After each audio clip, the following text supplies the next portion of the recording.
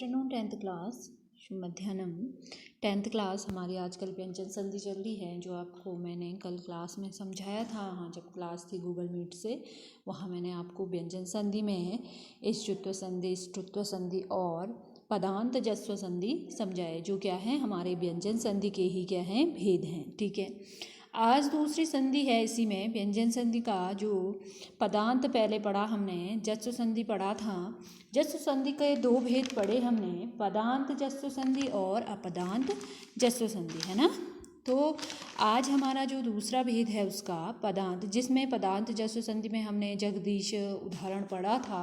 कल हमने क्लास में देखा था जगदीश, अजंतः, सुबंधः, सदाचारः, वागीशः, कृदंत। इस प्रकार से हमने क्या किए थे, पदांत जस्व संधि में उदाहरण पढ़े थे, है ना। आज हमारा है अपदांत जस्व संधि, जब पदांत में वर्गों के पहले, दूसरे व चौथे वर्ण के बाद। अब ये क्या कह रहा है, जब पदांत में अर्थात पद में पहले, दूसरे और चौथे वर्ण के बाद वर्ग का तीसरा या चौथा अथवा य र ल व आए तो उसी वर्ग का तीसरा वर्ण आ जाता है। यहाँ पे भी पदांत जस्व संधि के भांति ही है ना। थोड़ा बहुत अलग होगा, लेकिन उसी के अनुरूप मिलता जुलता ये उदाहरण, ये जो दूसरा प्रकार है उसका पदांत जस्व संधि का, पदांत जस्व संधि के ही भांति हैं, है ना। तो यहाँ पे भी पहला जैसे क्या है, क है, ठीक है। दूसरा क्या है, जैसे वर्ग ख है, और चौथा क्या है, वैसे ग है, ठीक है, क वर्ग का। वैसे अन्य वर्ण भी हो सकते हैं, चौ, छ, जौ, झ, यो, इस प्रकार से, ठीक है।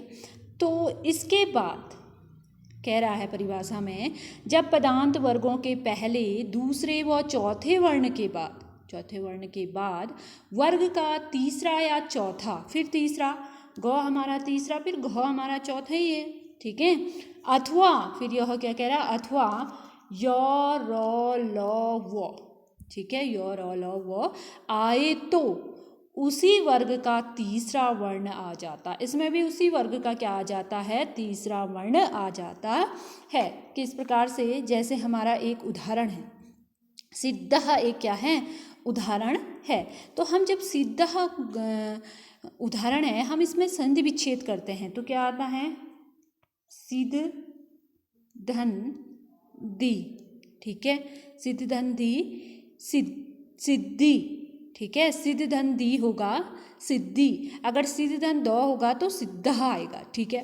तो यहाँ पे दी है तो यहाँ पे क्या आ जाएगा, सिद्धि, सॉरी मैं लिख रहा ऐसे ही, ये आ जाएगा हमारा इस प्रकार से, ये आएगा हमारा सिद्धि, ठीक है। इस प्रकार से क्या आ जाएगा, सिद्धि, ठीक है, ये हो जाएगा हमारा सिद्धि, ठीक है। तो यहाँ पे जो उदाहरण है वो हमारा कैसे, जो त, थ, द, ध क्या है हमारा, त वर्ग का हमारा चौथा वर्ण है द, है ना। तो इस द का हमारा जो त वर्ग है, त, थ, द, ध, त, थ, द, ध तो आया है। इस चौथे वर्ण के बाद यहाँ पे जो ये चौथा वर्ण आया है, इस वर्ण का वह तीसरा वर्ण हो जाता है। जैसे द क्या है, त वर्ग का तीसरा वर्ण है, द क्या है, त वर्ग का चौथा वर्ण है ना। तो परिभाषा हम ध्यान से देखेंगे तो ही हमारे समझ में आएगा। द हमारा तीसरा वर्ण है, तो इसका जो परिभाषा है कि इसका क्या हो जाएगा, तीसरा वर्ण आ जाता है फिर, ठीक है।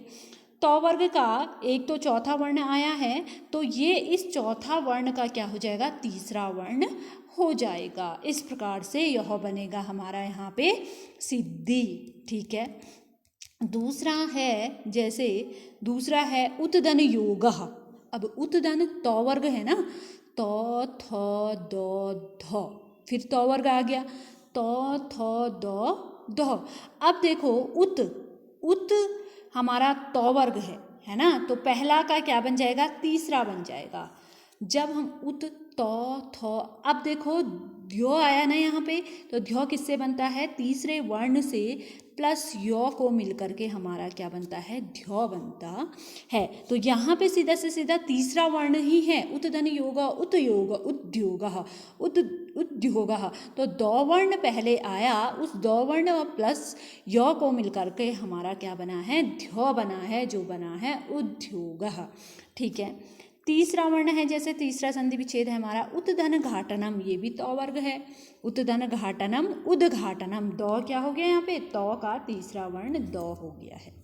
ठीक है, दूसरा है सुतधन धी, शुद्धि। ठीक है, तो वर्ग का फिर तीसरा वर्ण क्या है हमारा, दो, तो इसका भी तीसरा वर्ण बन जाता है, पहले वर्ग को दूसरे वर्ग को, और जो चौथे वर्ण होता है उसका क्या बन जाता है, वहाँ पे तीसरा वर्ग बन जाता है। अगला है पृथक धन भूमि, पृथक धन भूमि। अब यहाँ पे क्या वर्ण आया है, क वर्ण आया है ना, तो पृथक धन क वर्ग का तीसरा क्या है, गौ है, वर्ण क्या है, गौ, जो यहाँ पे बन गया पृथक धन भूमि। पृथक भूमि चाहे अर्ध गौ बना है चाहे पूर्ण बना है, तो ये गौ क्या है, तीसरा वर्ण है, तो यहाँ पे क्या बन जाएगा, क का क्या बन गया, यहाँ पे गौ बन गया, पृथक भूमि। ठीक है, अगला है लब्धन धूमः, लब्धन धूम प फ ब भ। ठीक है, तो प फ ब भ, तीसरा वर्ण जो ये चौथा आया है, इसका भी क्या बन जाएगा, तीसरा बन जाएगा, जो हमारा क्या होता है तीसरा वर्ण, प वर्ग का तीसरा वर्ण क्या है, ब, तो यहाँ पे बन गया है लब दुम। ठीक है, क्रुद्धः धन ध, तो यहाँ पे फिर क्रुद्धः। ठीक है, द वर्ग चौथा है, तो इसका तीसरा क्या है, दो है, द वर्ग। ठीक है, तो आया समझ में, ये था हमारा अपदांत जस्व संधि। अब है चरत्व संधि। अब चरत्व संधि व्यंजन संधि का तीसरा भेद है, इसमें क्या होता है, जब वर्ग के पहले दूसरे तीसरे और चौथे वर्ण के बाद, जब वर्ग के पहले दूसरे तीसरे और चौथे वर्ण के बाद, आया समझ में, जब वर्ग का पहला पहला फिर वही ले लो क, दूसरा ख, तीसरा ग, और चौथा वर्ण के बाद वर्ग का पहला दूसरा अथवा, वर्ग का पहला दूसरा अथवा सौ शौ सौ हो, तो पहले वर्ण के स्थान पर उसी वर्ण का पहला वर्ण हो जाता है। अब यहाँ पे पहले तो तीसरा वर्ण था, अब यहाँ पे उसका क्या हो जाता है, पहला वर्ण हो जाता है, तब वहाँ पे चरत्व संधि होती है। अब चरत्व संधि होती है, देख लीजिए क्या क्या उदाहरण में, जैसे सदधनकारः। ठीक है, सदधनकारः, यहाँ पर क्या बना है, सत्कारः।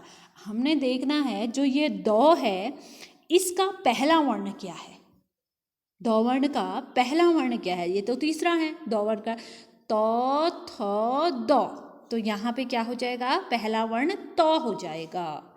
आया समझ में, ये पहला वर्ण क्या हो जाएगा, इस दो का तो हो जाएगा, सत्कारः। ठीक है, दूसरा युयुद्ध धनसा, तो युयुद्ध धनसा, अब दो का पहला वर्ण क्या है, तो ही है, तो थो दो ध, तो पहला वर्ण हो जाएगा इस दो का तो, युयुत्सा, अर्ध तो आया है लेकिन पहला ही वर्ण आया है। ठीक है, फिर है उत्धन थानम, फिर क्या है, उत्धन थानम, तो उत्धन थानम उत्थानम, जो तो है वो पहला वर्ण है, तो सेम ही पहला वर्ण ही रहेगा, तो ही रहेगा। ठीक है, लब्धन शते, तो लप्यशते। ठीक है, जो ब है वह प वर्ग क्या है, इसका पहला वर्ण है, प फ ब भ, तो भ का पहला वर्ण क्या है, प है, तो यहाँ पे ब का क्या बन जाएगा, पहला वर्ण बन जाएगा। दिक्धन पालः, दिक्पालः, क वर्ण पहला है तो यहाँ पे पहला ही रहेगा। आए समझ में। फिर है उत्धन पन्नः, उत्पन्नः, तो वर्ग पहला है तो यहाँ भी पहला ही रहेगा। फिर है तत्धन परः, तत्परः, तो वर्ग पहला तो यहाँ पे भी पहला ही आएगा। वैसे ही एतद् धन कृतम, एतत् कृतम। तो ये थी बच्चों हमारी पदांत अपदांत और चरत्व संधि। ठीक है, एक संधि और देख लीजिए इसमें व्यंजन संधि में आज, वो है हमारी अनुस्वार संधि सभी लोग जानते हैं। अनुस्वार का अर्थ ये जो हमारा ये क्या है, अनुस्वार का चिन्ह है ना। तो इसमें क्या होता है अनुस्वार संधि में, जब पदांत में मौ के बाद कोई व्यंजन आता है, जब पद में मौ के बाद कोई, ये मौ है, इसके बाद कोई, जैसे क क्या है, व्यंजन है, ठीक है, कोई व्यंजन आता है तब मौ अनुस्वार हो जाता है। क्योंकि जब हम वाक्य प्रयोग, जब मैंने आपको पहले भी बताया है कि कोई जो शब्द लिखते हैं हम, लिखते हैं ना, तो वहाँ पे मैं कहती हूँ अगर पीछे से हमारा स्वर है तो हम उसको मौ हलित कर देते हैं ना। अगर हमारा व्यंजन आता है, कोई शब्द लिखते हैं उसके बाद हमारा व्यंजन आता है, तो वहाँ पे हम क्या लिख देते हैं, अनुस्वार आ जाता है हमारा, तो है ना। तो तब मौ अनुस्वार हो जाता है, परंतु किसी स्वर के आकर वह स्वर में मिलकर पूर्ण रूप ले लेता है। अगर कोई स्वर होगा तो वह उसमें मिल करके क्या ले लेगा, पूर्ण रूप ले लेगा। तो किस प्रकार से, जहाँ यहाँ बताया है परिभाषा में, जैसे मौ के बाद कोई व्यंजन, जैसे यहाँ पे लिखा है रामम धन वंदे, तो मौ के बाद यहाँ पे क्या है, वो क्या है, एक व्यंजन है, तो यह क्या हो जाएगा, अनुस्वार हो जाएगा। जैसे संधि हो जाएगी रामम वंदे, हुआ ना, अनुस्वार हो गया, मौ हलित हट करके अनुस्वार हो गया, क्योंकि यहाँ क्या है, विसर्ग है, वो क्या है, हमारा विसर्ग है, ठीक है। उसी प्रकार से दूसरा है रामम धन अपि। अब रामम ओ क्या है हमारा, यहाँ तो स्वर है, अब यह पूर्ण रूप ले लेगा, यहाँ पे अनुस्वार नहीं लगेगा, तो रामम मपि, ठीक है, मौ आ गया और ओ यहाँ मिक्स हो गया, रामम मपि, ओ यहाँ मिक्स हो करके एक साथ मिल करके पी, रामम मपि हो गया, ठीक है। वैसे अहम धन इति, मौ के बाद यहाँ भी क्या है, स्वर है, तो अहम मिति, ठीक है, ई की मात्रा मौ में लग जाएगी, इसमें पूर्ण रूप से वह क्या बन जाएगा, मी बन जाएगा, तो अहम मिति। विद्यालयम धन अस्ति, ठीक है, तो यहाँ पे विद्यालयम अस्ति, इस प्रकार से हम लिखते हैं, संधि में लिखते हैं ना। फलम धन तत्र, फिर यहाँ क्या है, व्यंजन है, तो फलम तत्र हो जाएगा। बालकम धन इति, बालक मिति, ठीक है, क्योंकि स्वर है तो पूर्ण रूप उसमें मिल करके यह पूर्ण रूप में आ जाएगा अपना। पठितुम धन इच्छति, यहाँ भी स्वर है, पठितुम इच्छति। हंसितुम धन बिना, हंसितुम बिना, क्योंकि यहाँ क्या है, व्यंजन है, वो क्या है, हमारा व्यंजन है। शिवम धन पूजयति, शिवम पूजयति, इस प्रकार ये हमारा अनुस्वार स्वर है, अनुस्वार संधि है, सॉरी। अब आता है हमारा अनुस्वार परस्वर्ण संधि, एक अनुस्वार परस्वर्ण संधि है। इसमें क्या होता है, पूर्ण संधि के अनुसार, पूर्व संधि के अनुसार, पूर्व अर्थात अनुस्वार संधि के, ठीक है, पूर्व संधि के अनुसार अनुस्वार के बाद यय तथा यय प्रत्याहार, ठीक है, जो हम माहेश्वर सूत्र में बनाते हैं, यय प्रत्याहार तथा सौ हो को छोड़कर सभी वर्ण हो तो अनुस्वार को वर्ग का पांचवां वर्ण हो जाता है। वर्ग का कौन सा वर्ण हो जाता है, पांचवां वर्ण हो जाता है। जैसे साम, साम क्या है, अनुस्वार है ना 100 में, तो साम धन त, तो यहाँ पे पांचवां वर्ण क्या है, तो थ द ध न, लास्ट का वर्ण है ना, तो यहाँ पे क्या हो जाएगा, शांतः, लास्ट का वर्ण आ जाएगा यहाँ पे, किसके, जब क्या है, सौ हो को छोड़कर सभी वर्ण हो तो अनुस्वार को वर्ग का पांचवां वर्ण हो जाता है, पांचवां वर्ण हो जाता है। साम धन त, ठीक है, तो यहाँ क्या बना, शांतः।